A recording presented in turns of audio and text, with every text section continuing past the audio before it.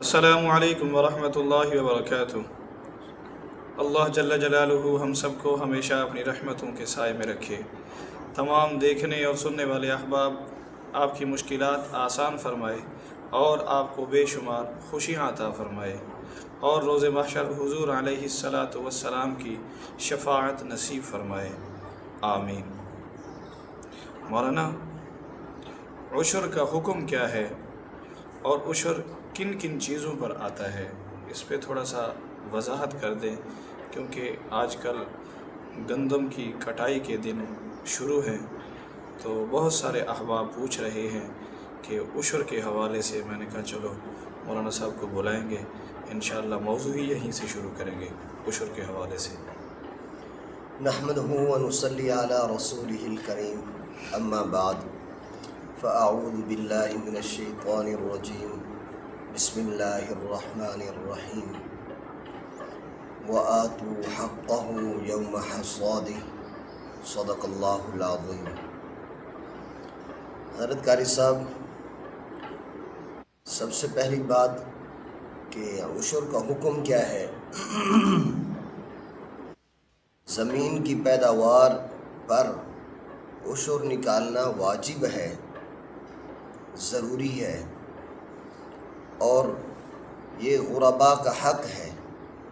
قرآن کریم کی اس آیت مبارکہ کے اندر اللہ تعالیٰ خود فرما رہے ہیں وَآتُوا حَقَّهُ يَوْمَ حَصَادِهِ، کہ جس دن گندم یا کھیتی فصل کاٹی جائے تو اس میں سے جو غرباء کا حق ہے وہ ادا کرنا ضروری ہے، امر کا صیغہ ہے، واجب ہے، یعنی جی۔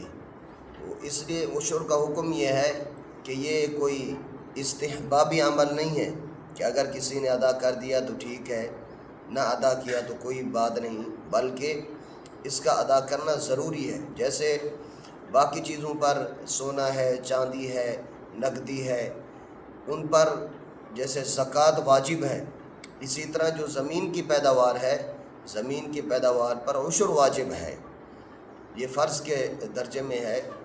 یہ تو ہے عشر کا حکم کہ جس کو اللہ نے کوئی بھی فصل عطا فرمائی ہے تو اس کو چاہیے کہ وہ عشر ادا کرے، ضروری ہے، فرض کے درجے میں۔ ماشاءاللہ۔ اچھا مولانا، کسی دوست نے پوچھا ہے کیا عشر نکالنے سے پہلے فصل کے اخراجات نکالے جا سکتے ہیں؟ فصل کے اخراجات عشر نکالنے سے پہلے نکالنا جائز نہیں ہے۔ جتنی اللہ تعالیٰ نے فصل دی ہے، چاہے وہ 1 من ہے، 2 من ہے، جتنا بھی ہے، اس کا کوئی نصاب متعین نہیں ہے کہ مطلب اتنا گندم ہوگی، چاول ہوں گے، گنا ہوگا، جو باقی فصلیں ہوتے ہیں، سبزیاں ہوتی ہیں، تو یہ اتنا نہیں ہے کہ یعنی ان پر اتنا خرچہ آیا تو ان میں سے اتنا خرچہ منہا کیا جائے گا، نہیں ہے، بلکہ جتنا اللہ نے فصل عطا فرمائی ہے تو خرچہ نکالے بغیر پہلے عشر نکالنا ہے، پھر اس کے بعد جو ہے نا اپنے عشر نکالنے کے بعد اگر خرچوں کا حساب کرنا ہے تو وہ بعد میں کریں گے۔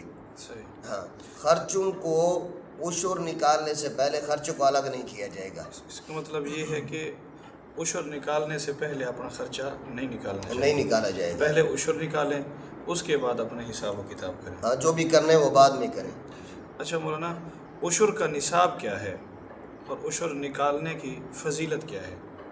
عشر کا نصاب جیسے میں نے عرض کیا کہ عشر کا نصاب کوئی نہیں ہے، جتنا زمین سے پیداوار ہوئی ہے وہ تھوڑی ہے یا زیادہ ہے، اس میں سے عشر نکالنا ضروری ہے۔ اب جیسے یہ ہے کہ اب گندم کا آج کل موسم ہے، عام طور پر ہمارے حضرات یہ سمجھتے ہیں کہ شاید عشر ہے ہی گندم کا، حالانکہ صرف گندم کا نہیں ہے۔ یا ایھا الذین آمنوا انفقوا من طیبات ما کسبتم ومما اخرجنا لکم من الارض، زمین سے جو بھی کچھ نکل رہا ہے، صحیح۔ ہاں جی، اب وہ چاہے گندم ہوں، چاہے چاول ہوں، چاہے وہ گنے ہوں، چاہے وہ چنے ہوں، یا کوئی بھی فصل ہو، جو زمین سے پیداوار نکل رہی ہے اس میں سے عشر چاہے وہ تھوڑی ہے یا زیادہ ہے عشر نکالنا ضروری ہے۔ فضیلت، عشر کی فضیلت، سب سے بڑی فضیلت تو یہ ہے کہ اللہ کا حکم پورا ہو رہا ہے، اور دوسری فضیلت یہ ہے کہ جیسے زکوٰۃ کے بارے میں آتا ہے کہ زکوٰۃ ادا کرنے سے آدمی کا مال پاک ہو جاتا ہے، اسی طرح عشر نکالنے سے بھی اس کی جو فصل ہے وہ پاکیزہ بن جاتی ہے۔ ہاں جی، اور دوسری فضیلت یہ ہے کہ یہ غرباء کا حق ادا کرنے والا بن گیا ہے۔ ہاں، تو اس لیے پہلی فضیلت تو یہ ہے کہ اللہ کا حکم اس نے پورا کیا، دوسری فضیلت یہ ہے کہ اس کا مال پاکیزہ بن گیا، بابرکت بن گیا، اب اس کے لیے خیر و برکت کا ذریعہ بنے گا۔ اس لیے یہ ہے کہ اللہ کا حکم، غرباء کا حق اور اپنی فصل، پھر اس میں برکات، اللہ پھر ایسی فصلوں کو اللہ تعالیٰ مزید بڑھاتے چڑھاتے رہتے ہیں۔ یہ مشاہدہ ہے لوگوں کا کہ جن لوگوں نے بھی اپنی فصلات کا پورا عشر نکالا ہے، اللہ تعالیٰ آئندہ ان کی فصلات میں خوب برکتیں نصیب فرماتے ہیں، بہت ساری آفات سے اللہ تعالیٰ ان کو محفوظ فرما دیتے ہیں، بیماریوں سے بچ جاتے ہیں۔ اور اس کے بالمقابل جو لوگ عشر ادا نہیں کرتے، ان میں سستی کرتے ہیں، غفلت کرتے ہیں، تو ان کے نقصانات ہوتے ہیں۔ آج کل اللہ تعالیٰ ہماری حفاظت فرمائے، جیسے آج کل اس سال تو بہت سارے یعنی اولے خوب برسے ہیں، بہت زیادہ، اللہ تعالیٰ ہماری حفاظت فرمائے۔ یہ ڈرنا چاہیے اللہ تعالیٰ سے، یہ ناراضگی کی علامت ہے، اور ہمارے لیے ایک چھوٹی سی تنبیہ بھی ہے کہ اگر ہم اللہ کے حکم کو پورا نہیں کریں گے پھر اللہ تعالیٰ کی طرف سے یہ آفات آئیں گی۔ قرآن کریم کی سورہ قلم ہے، اس کے اندر ایک واقعہ موجود ہے کہ بنی اسرائیل کا ایک آدمی اپنی فصلات کا عشر نکالتا تھا، تو اللہ تعالیٰ ان کو خوب برکتوں سے نوازتے تھے۔ ان کی جب اولاد ہوئی، وہ آدمی جب فوت ہو گیا تو اولاد نے بیٹھ کر یہ مشورہ کیا کہ ہمارے بابا تو بہت سارا اس کا فصل کا حصہ جو ہے نا ایسے ہی تقسیم کر دیتے تھے، لہٰذا ہم کیا کریں گے، ہم جا کر راتوں رات اپنی فصل کو کاٹ لیں گے، صبح ہونے سے پہلے ہی فصل کو محفوظ کر لیں گے تو لوگوں کو دینا نہیں پڑے گا۔ اللہ کی شان، جب یہ رات کو سو گئے تو اللہ تعالیٰ کی طرف سے فطاف علیہا طائف من ربک وہم نائمون فاصبحت کالصریم فتنادوا مصبحین۔ یہ پورا واقعہ اللہ تعالیٰ نے بھی ترتیب یہاں بیان فرمایا ہے کہ راتوں رات اللہ کی طرف سے ایک آفت آئی، ان کی ساری کی فصل جل کر راکھ ہو گئے۔ صبح یا اندھیرے میں جب چل کر وہاں پہنچے تو دیکھا کہ فصل تو نہیں ہے، یہ کہنے لگا کہ بھئی ہم تو بھول گئے ہیں،